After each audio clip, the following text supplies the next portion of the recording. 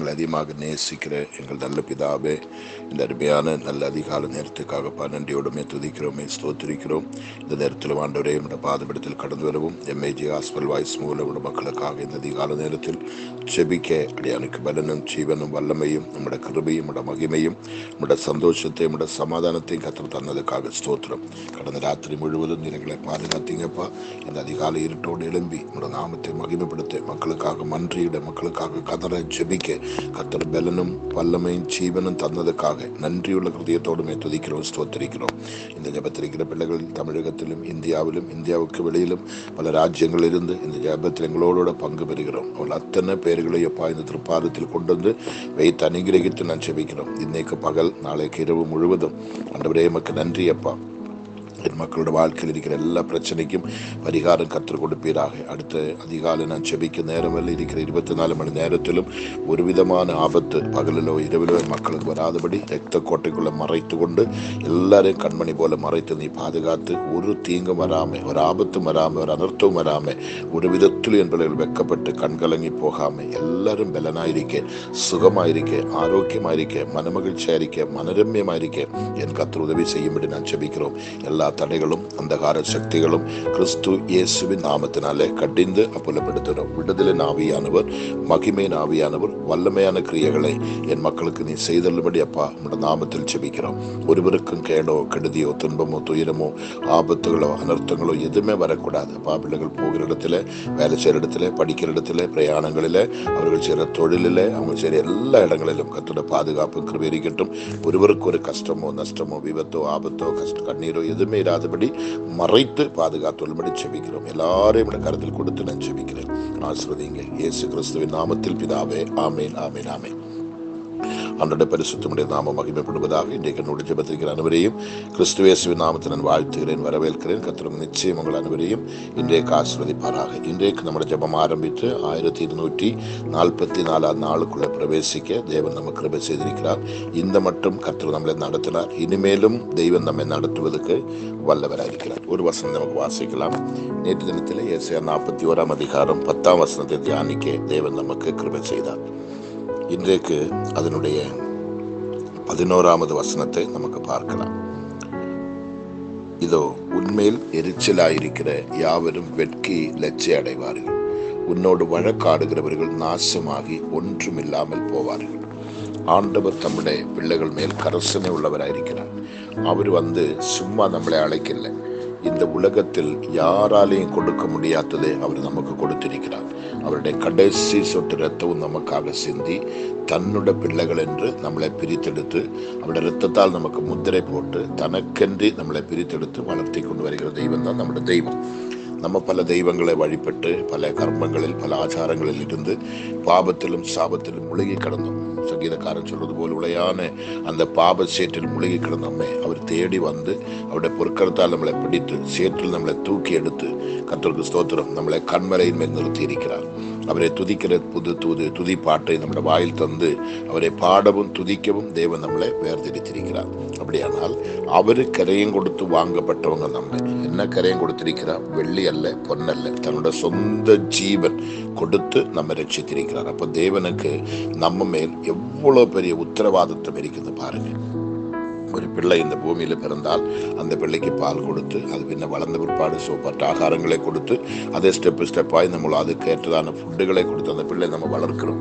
ஆனால் இயேசப்பா அப்படி அல்ல. தன்னோட சொந்த ஜீவனை கொடுத்து என்னையும் உங்களையும் அவர் விலை கொடுத்து வாங்கியிருக்கிறார். அந்த தெய்வம் தன்னோட பிள்ளைகளுக்கு விரோதமாக சத்துருக்கள் எழும்பொழுது வேடிக்கை பார்த்து கொண்டிருக்கிற தெய்வம் அல்ல. அவர் சொன்னேன், நீங்கள் சும்மா இருங்க, யுத்தம் என்னோடது, பழி வாங்குதல் உங்களுக்கு உரியதல்ல, வழக்காடுதல் உங்களுக்கு உரியதல்ல, நீங்க யுத்தத்துக்கும் போக வேண்டாம், எல்லாம் நான் பார்த்துக்கிறது அவர் சொல்ல காரணம், நாம் அவருடைய சொத்தாயிருக்கிறோம், உங்களோட சம்பத்தாயிருக்கிறோம், அவருடைய பிள்ளைகளாயிருக்கிறோம். அவருக்கு நன்றி நம்மளை குறித்து பிரித்து எடுத்திருக்கிற ஒரு உண்மையுள்ள தெய்வம் அவர். அவர் சொல்லுகிறார், இதோ உண்மையில் எரிச்சலாயிருக்கிற ஆமீன் யாவரும் வெட்கி லட்சை அடைவார்கள். இன்னைக்கு அநேகருக்கு நம்முடைய வளர்ச்சியை கண்டு நம்ம பாபத்திலோ சாபத்திலோ உலகத்திலோ போகாம உண்மையாய் வாழ்கிறதே கண்டு நம்ம சந்தோஷமா இருக்கிறதே கண்டு நம்முடைய குடும்பம் மனரம்யமா இருக்கிறதே கண்டு நம்முடைய பிள்ளைகள் கர்த்தருக்கு பயந்து கீழ்ப்படிந்திருக்கிறதை கண்டு பலவிதப்பட்ட ஆசீர்வாதங்களை கண்டு வயர் எறிகிறவர்கள் எக்கச்சக்கமா இந்த உலகத்திலே உண்டு. ஆமீன். ஒருத்தன் நன்னா இருக்குது, இன்னொருத்தனுக்கு பிடிக்காது. ஒருத்தர் ஒரு வீடு கட்டினா அது பிடிக்காது, நல்ல ஒரு வஸ்திரம் கொடுத்தா பிடிக்காது, ஒரு வாகனம் வாங்கினா பிடிக்காது. அவன் குடும்பம் நல்லா இருந்தா மற்றவங்களுக்கு அது பார்க்கவும் வைத்தறிச்சல் உண்டாகும். ஊழியத்தின் பாதையிலும் நம்முடைய ஊழியங்கள் வளரும்போது அநேக ஊழியக்காரர்கள் பொறாமப்படுகிறார்கள், எரிச்சல் அடைகிறார்கள். ஊழியக்காரர்களுக்குள்ளேயே வாக்குவாதங்கள், பிரச்சனைகள், பிரிவினைகள், அவன் அப்படி இவன் இப்படி சொல்லி குறை சொல்றது, பழி வாங்குறது, இதெல்லாம் ஊழியக்காரர்களுக்குள்ளே உண்டு. நீங்க அதை குறித்து ஒன்றும் கவலைப்பட வேண்டாம். என்ன சொல்ல பாரு, இதோ உண்மையில் எரிச்சலாயிருக்கிறேன், உண்மையில எரிச்சலாயிருக்கிற, உங்கள்ட்ட சண்டை போட வரல, ஒண்ணு சொன்னா எரிச்சலாயிருக்கிற, உங்களை கண்டு வயர் எரிஞ்சிட்டே இருக்கிற, உண்மையில எரிச்சலாயிருக்கிற. ஆமேன். யாவரும் வெட்கி லட்சி அடைவார்கள், உன்னோடு வழக்காடுகிறவர்கள் நாசமாகி ஒன்றுமில்லாமல் போவார்கள். இது சத்தியம் சொன்னா 100% சத்தியம். நூற்றுக்கணக்கான சாட்சியங்கள் என்னோட வாழ்க்கையில் சொல்லது கொண்டு நான் அது சொல்ல விரும்பல. என்னோட எரிச்சலா இருந்தவர்களும் என் மேல வழக்காடுன ஒருவரை இன்னைக்கு இந்த பூமியில நீங்க பார்க்க முடியாது. அந்த அளவுக்கு அவங்க இல்லை. ஆண்டவர் தான் சொல்றவன் நாசமா போயிடுவேன்னு சொல்லிட்டு ஆண்டவர். அவங்க எவ்வளவு பெரிய கும்பலா இருக்கலாம், பெரிய ரவுடியா இருக்கலாம், பெரிய ஆளா இருக்கலாம், இந்த உலகத்திலே பெரிய தாதாவா இருக்கலாம், வசதியான ஆளா இருக்கலாம், படித்தவனா இருக்கலாம், மேதையா இருக்கலாம், பெரிய அதிகாரியா இருக்கலாம், பயங்கரமான ரவுடிசமா இருக்கலாம். யாரா இருந்தாலும் தேவன் தன்னோட பிள்ளைகளுக்கு விரோதமாக ஒருத்தர் எழும்பினா அவர் சும்மா வேடிக்கை பார்த்து கொண்டிருக்கிற தெய்வம் அல்ல. நமக்கு தெரியாது, அவங்க எரிச்சலாடி நமக்கு மேக்சிமம் தெரியாது, அவங்க அதை வெளியே காட்டிக்க மாட்டாங்க. தேவனுக்கு தெரியும். தேவன் நம்மளை கண்ணை வைத்து நம்மளை பாதுகாக்கிற தேவன், நம்ம கூடவே இருந்து நமக்கு ஆலோசனை கொடுக்கிற தேவன், சகல நன்மையினாலும் கிருபையினால் நம்மளை முடிசூட்டுகிற தேவன், வல்லமையா நம்மளை பாதுகாக்கிற தேவன், ஒரு கேடும் இல்லாம நம்மேல் கண்களை பதிக்க வைத்து ஒவ்வொரு நொடி பொழுதும் நம்மை பத்திரமாய் பாதுகாக்கிற தேவன் அவர். ஏனேட்டா அவருடைய பரிசுத்த மனவாட்டியாக தேவன் நம்மளை நியமித்திருக்கிறார்கள். மறுபடி உங்கள் மேல 6 பழி சொல்லட்டும், உங்க மேல அபாண்டமான குற்றம் சொல்லட்டும், உங்களை கள்ளிகள் என்று சொல்லட்டும், விபச்சாரக்கலன் சொல்லட்டும், திருடன் சொல்லட்டும், உங்க மேல அபாண்டமான பழிகளை செலுத்தட்டும், உங்களை பார்த்து நகைக்கட்டும், உங்களுக்கு விரோதமாக அங்காங்கு போய் பேசட்டும், உங்க மேல பழிகளை செலுத்தட்டும், உங்க மேல குற்றங்களை கண்டுபிடிக்கட்டும், எதுக்குமே நீங்க அஞ்சக்கூடாது. நீங்க 100% உண்மையாய் கர்த்தருக்குள்ள இருக்கிறது உண்டானால் கர்த்தர் உங்களுக்காக யாவற்றையும் செய்வார். நீங்க சொல்ற பாருங்க, இதோ உண்மையில் எரிச்சலாயிருக்கிற யாவரும் வெட்கி லட்சை அடைவார்கள். நீங்க உங்களுக்கு ஒரு கேடும் வராது, நீங்க லட்சிக்கப்பட மாட்டேன், நீங்க வெட்கப்பட மாட்டேன், நீங்க உங்களுக்கு எந்த கெடுதியும் வராது. அவங்க தான் அந்த லட்சை அடைவார்கள். உன்னோடு வழக்காடுகிறவர்கள் நாசமாகி ஒன்றுமில்லாமல் போவார்கள். இது உண்மையிலே நீங்க நம்பணும். நீங்க நினைக்கலாம், ஐயோ எப்படி இந்த மக்களோட நான் சமாளிக்கிறது, எப்படி இந்த பிரச்சனை நான் சமாளிக்கிறது. வேலை செய்யற இடத்துல உங்களுக்கு மன நிம்மதி இல்லை, படிக்க போனா அங்கே உங்களுக்கு மன நிம்மதி இல்லை, ஊழியத்துல உங்களுக்கு மன நிம்மதி இல்லை, எப்படிப்பட்டாலும் எங்க பார்த்தாலும் உங்களுக்கு பிரச்சனை தான். குடும்ப இருக்கிறதுலே அக்கம் பக்கம் உங்களுக்கு பிரச்சனை, சொந்தங்களுக்குள்ள இரத்த பந்தங்களுக்குள்ள பிரச்சனை, கூட பிறந்தவங்களுக்குள்ளேயே ஒருத்தன் வளருது, ஒருத்தனுக்கு பிடிக்காது. இப்படி வயரெரிச்சலோடு இருக்கிற மக்கள் மத்தியில நீங்களும் நானும் வாழ்ந்து கொண்டிருக்கிறோம். அதை கண்டு ஐயோ நான் என்ன செய்வது, நான் எதுக்கு வாழணும், நம்ம செத்து போயிடலாமா ஓடிடலாமா நினைக்கவே கூடாது. கர்த்தர் உங்களுக்காக யுத்தம் பண்ணுகிற தேவன், அற்புதம் செய்கிற கர்த்தர், உங்களை விடுவிக்கிற கர்த்தர். ஒரு கேடும் உங்களோட வாழ்க்கையில் வராதபடி, சிங்கிள் பைசா உங்களுக்கு வீணாய் செலவிடாதபடி, அதுக்காக நீங்க கண்ணு விழிக்கவோ, அதுக்காக நீங்க பழி வாங்க போறது ஒண்ணு, முழங்கால் படியிட வேண்டியது, ஸ்தோத்திரம் பண்ண வேண்டியது. ஏசப்பா எனக்கு தெரியாது, நான் உங்களோட பிள்ளை, எனக்காக நீர் எழும்பும் என்று சொல்லும் பொழுது கர்த்தர் எழும்பி எல்லாவற்றுக்கும் கர்த்தர் பரிகாரத்தை கொடுப்பாங்க. உங்களுக்கு ஒரு கேடும் வராது. நம்ம ஜெபம் பண்ணலாமா? பரிசுத்தமுள்ள எங்கள் நல்ல கர்த்தாவே, இந்த அருமையான நல்ல அதிகால நேரத்துக்காக உமக்கு நன்றி அப்பா. இன்றைய தினத்தில் ஏசாயா 41:11 எங்களுக்கு இடப்பட்டு இருக்கிறதுக்காக ஸ்தோத்திரம். ஆண்டவரே, நம்முடைய பிள்ளைகள் வேலை செய்கிற இடத்துல, படிக்க போற இடத்துல, ஆண்டவரே குடும்பம் இருக்கிற இடத்துல, தொழில் செய்கிற இடத்துல, ஆண்டவரே உமக்கு நன்றி. பலவித ஊழியம் செய்கிற இடங்களில பலவிதப்பட்ட நிலைமையில் என் பிள்ளைகளுக்கு விரோதமாக ஆண்டவரே எரிச்சல் அடைந்த மக்கள் இருக்கலாம். கர்த்தாவே ஸ்தோத்திரம். அது மாத்திரமல்ல, அவங்களோட வழக்காடுகிற மக்கள் இருக்கலாம். கர்த்தாவே, காரணமில்லாத சண்டைகள், காரணமில்லாத வார்த்தைகள், காரணமில்லாத செயல்கள், வார்த்தைகள் மூலமாக காயப்படுத்துகிறது, வார்த்தைகள் மூலமாய் பேசி கேவலப்படுத்துகிறது. ஆண்டவரே உமக்கு நன்றி. அப்படிப்பட்ட காரியங்களை மக்கள் அனுபவிக்கிறது உண்டானால் இன்றைக்கு இந்த வார்த்தை கேட்டுக்கொண்டிருக்கும் போது என் பிள்ளைகள் நம்பட்டும், என் ஆண்டவர் எனக்காக அற்புதத்தை செய்வார். அவர் என்னை வெட்கப்படுத்த விட மாட்டார், என்னை தலகுனிய விட மாட்டார். நான் நாணிச்சு போக மாட்டேன். எனக்கு அந்த கேடும் வராது, எந்த கெடுதியும் வராது. கர்த்தர் என்னையும் என் குடும்பத்தையும் பாதுகாத்துக் கொள்ளுவார், அரவணைப்பார். எந்த விதத்திலும் எனக்கு கெடுதி உண்டாக என் தேவன் சம்மதிக்க மாட்டார். அவருடைய வல்லமை உள்ள கரம், அவருடைய அற்புதமான கரம், அவருடைய அதிசயமான கரம் எனக்காக நீட்டுவார். நான் வெட்கப்பட்டு போக மாட்டேன், நான் கலங்க மாட்டேன், நான் என் குடும்பம் அழிந்து போக மாட்டேன், எனக்குள்ளது ஒன்று சேதப்பட்டு போகாது. நான் இந்த இடத்திலே நான் வாழ்ந்து காட்டுவேன், இந்த இடத்திலே என் ஆண்டவருக்காக நான் வைராக்கியமாக நிற்பேன் என்று சொல்லி ஒரு தைரியமும் பலனும் என் மக்களுக்கு நீ தருவீராக. என் தெய்வமே, உம்முடைய துதியின் சத்தம் ஒவ்வொருடைய ஹிருதயத்திலிருந்து வெளியே வரட்டும். உம்மை ஆராதிக்கிற அந்த மகிமை என் பிள்ளைகள் மேல் வெளிப்படுவதாக. உம்முடைய பரிசுத்த ஆவியினுடைய எல்லா ஒத்தாசையும் என் மக்கள் மேல் இருப்பதாக. பரிசுத்த ஆவியுடைய கண்ட்ரோலுக்குள்ள நீர் என் மக்களை கொண்டு வருவீராக. ஒருவருக்கும் ஒரு கேடு வர என் தேவன் அனுமதிக்க கூடாதப்பா.